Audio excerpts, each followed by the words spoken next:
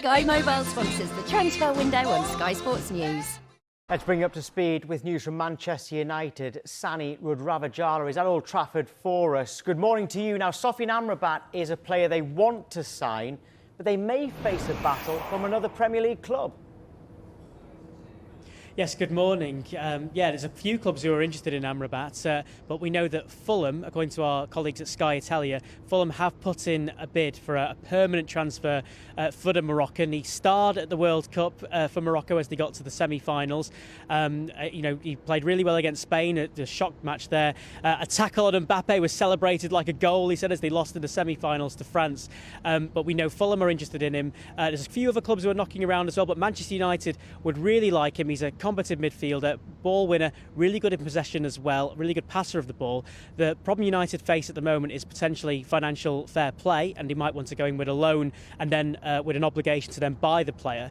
For Fiorentina, he's been left out of the La Viola squad this season. Last played for them in the conference final, which they lost to West Ham. And I think Fiorentina are after a permanent move if they can for the player, who's wanted by so many clubs, and Fulham therefore is a good option for them. But Manchester United are still very much in the hunt for the Moroccan, and we'll bring you all the latest on that. They face Arsenal on Sunday, the United, and we know they've already looking for a fullback, and Sergio Reguilon has passed the medical from Spurs, so he's one that could be available. As far as Amrabat's concerned, that one is a bit of a wait and see at the moment, Tom. Yeah, potentially a busy day though for you, Sani. Thank you.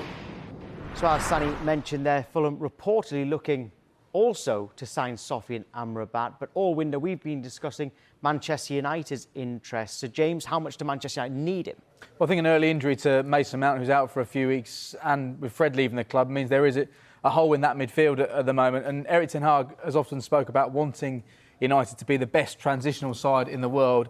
And I really think Amrabat is a player who can help with that. He wants a team, Ten Hag wants a team who are brilliant at pressing but can launch defence into attack in the blink of an eye. And he'd be an upgrade on Fred in terms of his distribution. He'd be an upgrade on Eriksen in terms of his defensive intensity, and is willing to run. He ran over 50 miles during the World Cup, more than any other player, which is quite remarkable. Whether or not you play him alongside Casemiro, I'm not so sure. There will be games where that could work, but Casemiro simply can't play every match this season. And we saw what happened last year. I think he missed 11 matches. And when he wasn't there, United were a completely different team. Whoever Erik ten Hag tried to bring in to replace him, it didn't work. Judging by what Amrabat was able to do with Morocco as well, he looks like just the sort of character, just the sort of leader that Manchester United need at the moment. Yeah, and Harry, I know we discussed this a lot yesterday, but why have Manchester United left it so late? Well, that will be the big question, won't it, that Manchester United fans are asking as it approaches the final day of the window. And you mentioned there how much they really need reinforcements in that midfield area. Mount, obviously the injury to him has made that more significant, but he was an attacking midfielder. They've needed a defensive midfielder since the start of the window. When Casemiro isn't there, they do fall apart, as you mentioned, so someone that can play alongside him or in place of him is key. And Amrabat has been the target they've wanted. The player wants Manchester United as well, but they're leaving it so late, and we know that is down to financial constraints, the fact that they need to push players out and make some sales so that they have the ability to bring a player in, and that's taken maybe a little bit longer than expected. But other Premier League teams now are looking at this and saying, well, it's not moving in the trajectory that we thought it would, so maybe we've got a chance to come in here. And at the moment, it looks like Fulham are going to be challenging Manchester United, and this could be one that drags on right until the final hours. But for Manchester United fans, if they don't get this player in, I think you can already see the early signs this season that there is gaping holes in behind in that midfield. They have been struggling. They've wanted the player for so long. If he ends up going to another Premier League club, that will feel like a huge blow for Manchester United. But they've left it late, and that's the risk when you enter deadline day. Yeah, there is more for Manchester United as well, because Sergio Reguilon has completed his medical there. Formal announcement of his season-long loan is expected at some point today, probably sooner rather than later.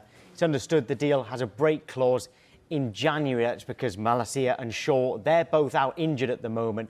So if Reguilon comes in, he might not be needed again in January. As for Altay Bayindir, Manchester United do have a full agreement in terms of signing that goalkeeper from Fenerbahce, £4.3 million, and there might be an outgoing too at the club, because Fulham have made initial contact over the conditions of a potential deal for midfielder Scott McTominay. He was linked with a move to West Ham earlier in the summer.